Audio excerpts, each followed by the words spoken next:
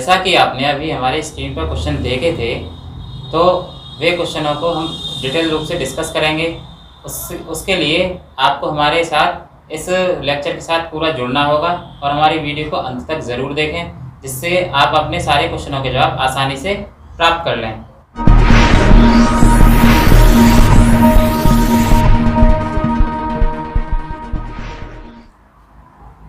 Hello दोस्तों, बहुत बहुत स्वागत है आपके अपने YouTube चैनल स्टडी साइकोलॉजी में। और मैं आपका दोस्त आपका मेंटर अमित कुमार लेकर आया हूँ एक नई क्लास, जिसमें हम बात करेंगे जैन धर्म की। ये देखते हैं जैन धर्म में क्या होता है।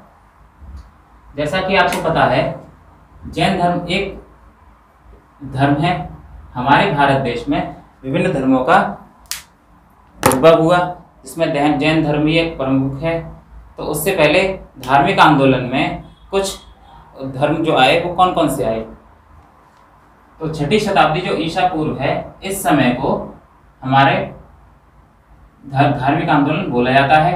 इस समय पर हुआ क्या था, यूनान में, यूनान एक देश है, यूनान में हेरेक्लीज नामक एक धर्म का उद्भव हुआ था। उसके बाद ईरान में जरथुस्त्र, याद रखना दोस्तों, जरथुस्त्र। केवल हमारे एग्जाम में नाम पूछ लिया जा सकता है कि ईरान में कौन सा धर्म हुआ, तो जरथुस्त्र। उसी प्रकार चीन में कन्फ्यूशियस और भारत में मुख्यतः दो धर्मों का उद्भव हुआ। उसमें से पहला है जैन धर्म और दूसरा है बौद्ध धर्म। तो आज हम जैन धर्म के बारे में डिस्कस करेंगे। जैसा कि बहुत सारे लोग जानते भी होंगे कि जैन धर्म में महावीर स्वामी का जो नाम है वो बहुत ही सम्मान के साथ लिया जाता है। उसमें जो प्रथम तीर्थकर थे उनका नाम था ऋषभदेव और उनको हम आदिनाथ भी बोलते हैं। तो आइए समझते हैं। जैन धर्म में टोटल 24 यानी 24 तीर्थकर आज तक हुए हैं। उसमें सबसे पहले नाम आता है ऋषभदेव जी का, जिनको हम आदिनाथ भी कहते हैं। उसके बाद अरिष्टनेमी जो हमारे 22वें तीर्थकर हैं। हमको टोटल एग्जाम के पॉइंट ऑफ व्यू से 24 के 24 हमें याद बिल्कुल भी नहीं करने हैं। हमको कुछ ही जो तीर्थकर हैं उनके नाम याद रखने हैं और उनसे रिलेटेड कुछ बातें भी याद रखनी है। तो अरिष्टनेमी हमारे 22वें तीर्थकर थे। अब हम बात करें कि ऋग्वेद में किन किन तीर्थकरों का नाम उल्लेख मिलता है, तो याद रखना दोस्तों, जो हमारे ऋषभदेव जी हैं और दूसरा अरिष्टनेमी जो 22वें नंबर के तीर्थकर हैं, इन दोनों का नाम हमें ऋग्वेद में मिलता है। उसके बाद बात करते हैं 23वें तीर्थकर की, जिनका नाम है पार्श्वनाथ। 23वें तीर्थकर का नाम क्या है, पार्श्वनाथ। वे कौन थे, वे अश्वसेन एक राजा थे, उनके पुत्र थे और उनका जो निर्वाण हुआ था वो संवेद शिखर पर हुआ था। निर्वाण का मतलब होता है जब उनकी मृत्यु हुई थी, तो संवेद शिखर एक स्थान है, वहां पर हुई थी। अब मुख्यतः हमारा जो सिलेबस है उसमें महावीर स्वामी के बारे में पूछा जाता है, यहीं से क्वेश्चन बनते हैं। उससे जो छोटे छोटे क्वेश्चन बनते हैं वो मैंने पहले डिस्कस कर दिए हैं, याद रखना आपको। तो महावीर स्वामी जो थे हमारे जैन धर्म के 24वें तीर्थकर कहलाए जाते हैं।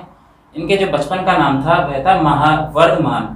क्या नाम था, वर्धमान। याद रखना, महावीर स्वामी के बचपन का नाम वर्धमान था। इनका जो जन्म हुआ था वह 540 ईसा पूर्व हुआ था।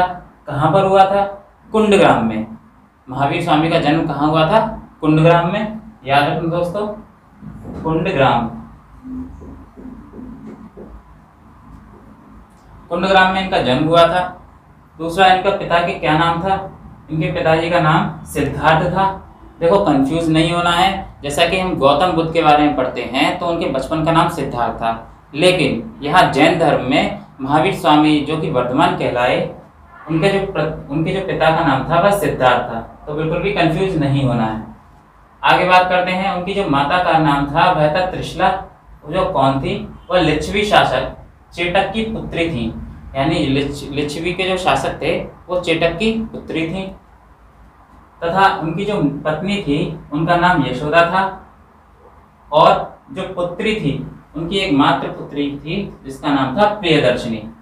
दोस्तों एग्जाम में छोटे छोटे क्वेश्चन भी पूछ लिए जाते हैं कि वर्धमान महावीर का जन्म कहाँ हुआ था, किस समय हुआ था, तो डेट याद रखना 540 ईसा पूर्व। उनकी पत्नी का नाम क्या था, उनके पिता का नाम क्या था, उनकी माता का नाम क्या था, इस प्रकार से, और उनकी पुत्री का नाम क्या था। आगे बात करते हैं, 30 वर्ष की अवस्था में गृह त्याग दिया। जितने भी हमारे तीर्थकर हुए हैं उन्होंने ज्ञान की प्राप्ति के लिए एक अपनी तपस्या की, जो किसी विशेष स्थान पर जाकर की थी उन्होंने। तो उन्होंने 30 वर्ष की अवस्था में गृह त्याग दिया, मतलब घर को छोड़ दिया बिल्कुल भी।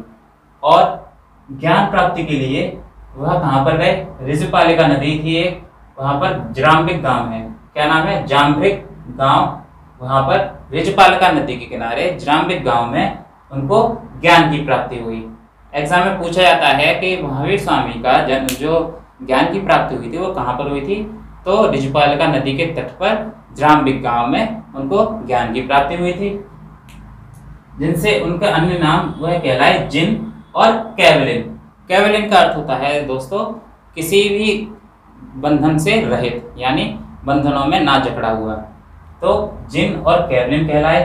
उनका जो प्रथम उपदेश था वह राजगृह में हुआ था। कहाँ पर हुआ था? राजगृह में।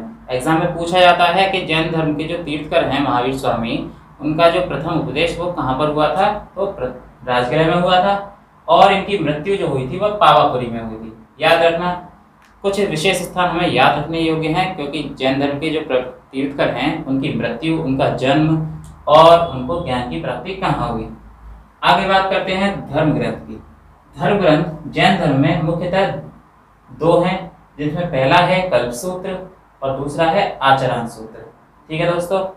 अब इसके बाद बात आती है हमारे जैन धर्म के जितने भी हमारे तीर्थकर हुए हैं उनका कुछ ना कुछ एक प्रतीक चिन्ह रहा है। ठीक है दोस्तों। जैसे महावीर स्वामी का या पार्श्वनाथ का कौन कौन से प्रतीक चिन्ह रहे हैं, तो हमें ये याद करने योग्य है। एग्जाम में कोई सा भी प्रतीक चिन्ह पूछ लिया जाता है, लेकिन हमें 24 में से कुछ इंपॉर्टेंट हमने उठाए हैं जो ज़्यादातर यहीं से एग्जाम में पूछे जाते हैं। इसमें पहला है ऋषभदेव। ऋषभदेव बताया मैंने प्रथम तीर्थकर हैं, जिनको हम जैन धर्म के संस्थापक भी बोलते हैं या इनको आदिनाथ भी कहा जाता है। इनका जो प्रतीक चिन्ह था वह था सांड। क्या था? सांड। दूसरा अजितनाथ।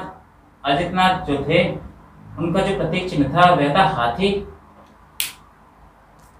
उसके बाद बात करते हैं अगले तीर्थकर की, तो संभवनाथ। संभवनाथ का जो प्रतीक चिन्ह था वह था घोड़ा। उसके बाद कुछ इधर भी लिखे हुए हैं, जैसे नेमिनाथ। नेमिनाथ का जो चिन्ह था वह था शंख। उसके बाद 23वें तीर्थकर पार्श्वनाथ, जिनका प्रतीक चिन्ह सर्प था। और महावीर स्वामी। महावीर स्वामी का जो प्रतीक चिन्ह था वह सिंह था।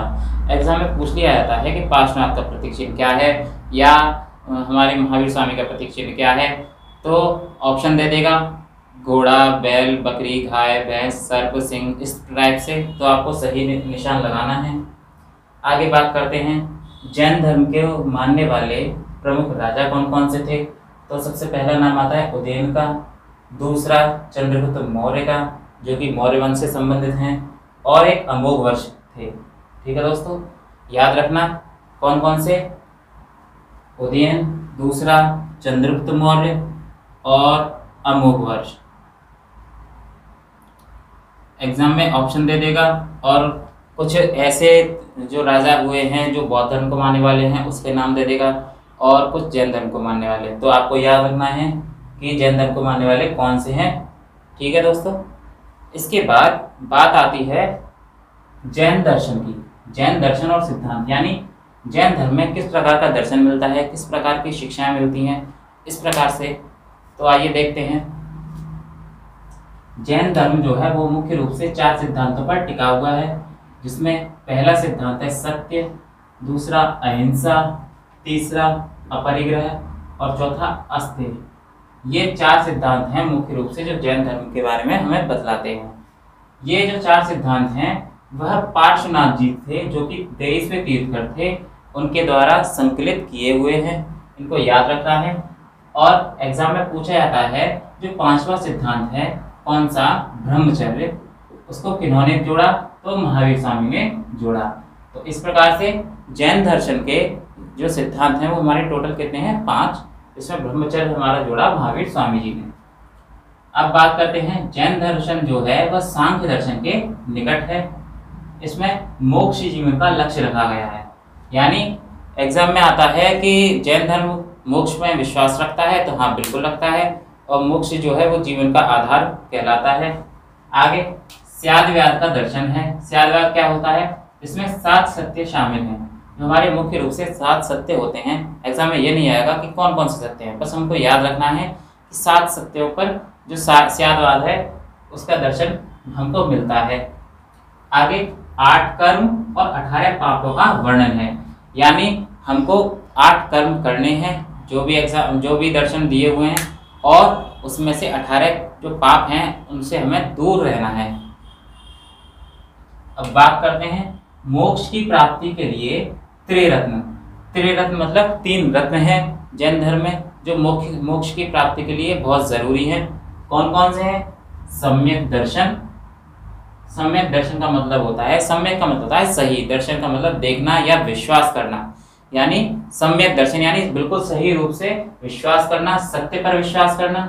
दूसरा सम्यक ज्ञान। सम्यक ज्ञान से अर्थ होता है बिल्कुल सही ज्ञान, ऐसा ज्ञान जो हमारे ईश्वर के संदर्भ में हमें मोक्ष की प्राप्ति कराए। आगे इसके बाद बात आती है सम्यक कर्म की। सम्यक कर्म मतलब इस प्रकार से कर्म करो जो किसी का हमारे प्रति कोई दुर्भावना ना रखे, हमसे कोई गलत काम ना हो। तो ये 3 प्रकार के दर्शन है, वो हमें याद रखने हैं। आगे बात करते हैं, जैन धर्म में आत्मा को सर्वोपरि माना गया है। याद रखना, जैन धर्म में जो हमारी आत्मा है हमारे शरीर की, उसको सर्वोपरि माना गया है, यानी सबसे ऊंचा।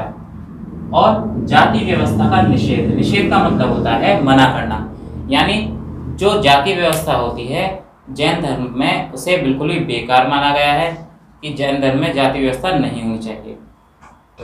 लेकिन मूर्ति पूजा जो होती है, जैसा कि हिंदू धर्म में मूर्ति पूजा होती है, उसी प्रकार जैन धर्म में भी मूर्ति पूजा को स्वीकृति मिली है।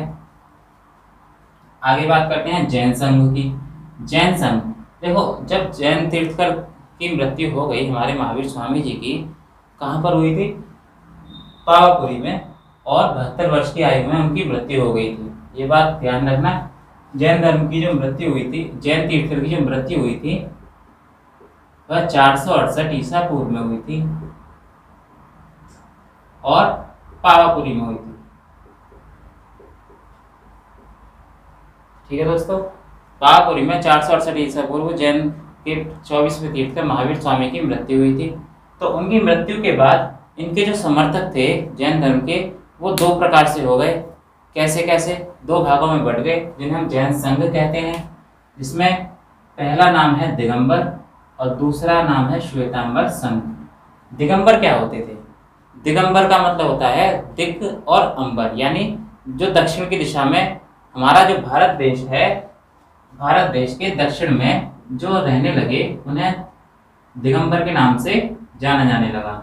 ठीक है दोस्तों, और इनकी विशेषता यह है कि ये वस्त्र विहीन रहते थे। वस्त्र विहीन का मतलब बिना कपड़ों के रहते थे। आपने भी देखा होगा कुछ लोग बिना कपड़ों के जो रहते हैं और जैन धर्म के वो समर्थक होते हैं, वो दिगंबर जैन के कहलाते हैं। या एक कपड़ा सा लपेट देते हैं बस, वैसे बिल्कुल भी नग्न रहते हैं। तो दिगंबर जो थे वो समर्थक किसके थे? भद्रबाहु के, यानी जो दिगंबर हैं वह भद्रबाहु के समर्थक हैं। भद्रबाहु एक हमारे अध्यक्ष रहे हैं जैन धर्म में। दूसरा श्वेतांबर। श्वेतांबर जो हैं वो स्थूल भद्र के समर्थक हैं। जैसा कि मुस्लिम धर्म में सुनने को आता है, देखा होगा आपने, शिया और सुन्नी, उसी प्रकार जैन धर्म में भी 2 संघ हो गए, वो 2 भागों में बढ़ गया, जिसमें पहला है भद्रबाहु के द्वारा दिगंबर और दूसरा है स्थूल भद्र के द्वारा श्वेतांबर। श्वेतांबर वे लोग थे जो उत्तर भारत में आकर रहने लगे। आगे बात करते हैं जैन संगीतियाँ की। एग्जाम में बार बार पूछा जाता है जैन संगीति कहाँ पर हुई, कब हुई, किसके शासनकाल में हुई, और दूसरा इसके अध्यक्ष कौन थे। तो यहाँ पर ध्यान रखना, जो हमारी प्रथम जैन संगीति हुई थी वह 322 ईसा पूर्व से 298 ईसा पूर्व तक पाटलिपुत्र नामक स्थान पर हुई थी, और उसके अध्यक्ष जो थे वह थे स्थूलभद्र। याद रखना दोस्तों, प्रथम जैन संगीति के जो अध्यक्ष थे वह थे स्थूलभद्र। उसके बाद बात करते हैं द्वितीय जैन संगीति की। तो द्वितीय जैन संगीति 512 ईसा पूर्व में हुई थी, और उसका जो स्थान था वह था वल्लभी। वल्लभी में जो अध्यक्ष रहे थे वो देवार्दी ऋषि हुए थे। तो दोनों जैन संगतियों को याद रखना, पहले के जो अध्यक्ष थे वह स्थूलभद्र थे और दूसरी के थे देवर्षि। याद रखना, एग्जाम में आता है बार बार। और उसके बाद जैन धर्म की जो भाषा है मुख्य रूप से वो प्राकृत है। आपने बहुत सारी भाषाओं को सुना होगा, जैसे प्राकृत, पाली, अर्धमागधी, इस प्रकार से। तो जैन धर्म की जो भाषा है वह प्राकृत है। और जैन धर्म के जो ग्रंथ हैं उनको पूर्व या आगम भी कहा जाता है। एग्जाम में पूछ लिया जाता है कि जैन धर्म की भाषा क्या है, तो वह प्राकृत है और उसको पूर्व या आगम भी कहते हैं। आगे बात करते हैं, आचरांक सूत्र में जैन भिक्षुओं के आचारों का नियम का वर्णन है। यानी हमारा जो जैन धर्म का जो प्रमुख ग्रंथ है आचरांक सूत्र, उसमें जो जैन धर्म के जो तीर्थकर रहे हैं उनके बारे में, उनके भिक्षुओं, जैन धर्म के जो भिक्षु रहे हैं उनके आचार और नियमों का वर्णन है। इसके बाद जैन तीर्थकर का जीवन चरित्र कल्प सूत्र में देखने को मिलता है। यानी जितने भी हमारे जैन धर्म के जो हमारे तीर्थकर रहे हैं उनके जो जीवन चरित्र के बारे में हमें कल्प सूत्र में देखने को मिलता है। कल्प सूत्र के जो संकलन करता है वह है भद्रबाहु। याद रखना है, जो हमारे दिगंबर के समर्थक थे। इसके बाद प्रथम जैन संगति का जो दक्षिण जैनों ने विरोध किया। जब प्रथम जैन संगति जो हुई थी उसमें दक्षिणी जैनों ने विरोध किया था। दक्षिणी जैन वही लोग जो दिगंबर हैं। एग्जाम में आता है कि किन लोगों ने दक्षिणी जैन संगति में विरोध किया था, तो दिगंबर लोगों ने। इसके बाद अगला पॉइंट है, पहली महिला भिक्षुणी कौन थी। तो पहली महिला जो भिक्षुणी थी उनका नाम था चंदना। एग्जाम में आता है प्रथम जो हमारी भिक्षुणी रही थी जैन धर्म की वह कौन थी, चंदना। आगे जैन मठों को बसादी भी कहा गया है। याद रखना, जैन मठों को क्या कहा गया है, बसादी। जैन धर्म को मठों को बसादी भी कहा गया है। तो दोस्तों हम आपके लिए कुछ इंपॉर्टेंट क्वेश्चन लेकर आए हैं जो एग्जाम में बार बार पूछे भी गए हैं। तो जिसमें पहला क्वेश्चन है, महावीर के पत्नी का नाम क्या था, यानी महावीर स्वामी की पत्नी का नाम क्या था। तो इसका आंसर है यशोदा, जैसा कि हमने अभी क्लास में डिस्कस किया है। उससे अगला क्वेश्चन है, जैन धर्म किसको प्रधान मानता है। तो जैन धर्म एक कर्म प्रधान धर्म है। इसके अगला क्वेश्चन है, महावीर की माता का नाम क्या था। तो अभी हमने बताया, अभी डिस्कस किया है, महावीर जी की माता का नाम त्रिशला था। उसके बाद श्वेतांबर का अर्थ क्या होता है। श्वेतांबर का अर्थ क्या होता है, इसका आंसर है, श्वेतांबर का जो अर्थ है वह वस्त्र धारण, जो श्वेत वस्त्र धारण करते हैं। इसके बाद पांचवा क्वेश्चन आता है, प्रसिद्ध जैन जल मंदिर बिहार राज्य के किस शहर में स्थित है। तो प्रसिद्ध जैन जल मंदिर बिहार राज्य के पावापुरी जगह पर स्थित है। इससे अगला छठा क्वेश्चन, पार्श्वनाथ का प्रतीक चिन्ह क्या था। तो पार्श्वनाथ का प्रतीक चिन्ह हमारा सर्प है। इससे अगला क्वेश्चन सातवां, जैनियों का प्रसिद्ध मंदिर का नाम क्या है। तो जैनियों का प्रसिद्ध जैन मंदिर का नाम दिलवाड़ा मंदिर है। इससे अगला क्वेश्चन, जैन धर्म के 24 में तीर्थकर कौन थे। तो वह महावीर स्वामी थे, जैसा कि आप सभी लोग जानते हैं। इसके बाद बात करते हैं अगले क्वेश्चन 9 की, महावीर के धार्मिक उपदेशों का संकलन किस पुस्तक में मिलता है। तो महावीर जी के धार्मिक उपदेशों का जो संकलन है वह पूर्व पुस्तक में मिलता है। पूर्व पुस्तक, इस पुस्तक का नाम है, याद रखना है। इसके बाद अगला क्वेश्चन 10वां क्वेश्चन, महावीर जी के पिता का नाम क्या था। तो वह सिद्धार्थ था, जैसा कि हमने आपको बताया। तो दोस्तों इसके बाद जो हमारा अगला टॉपिक होगा वो होगा बौद्ध धर्म। आज का हमारा टॉपिक यहीं फिनिश होता है। तो आपको अगर हमारी वीडियो पसंद आई हो तो इसे ज़्यादा से ज़्यादा लाइक करें, चैनल को सब्सक्राइब करें और अपने दोस्तों के साथ ज़्यादा से ज़्यादा शेयर करें, जिससे आपके दोस्तों को भी आपकी तरह हेल्प हो सके। Thank you.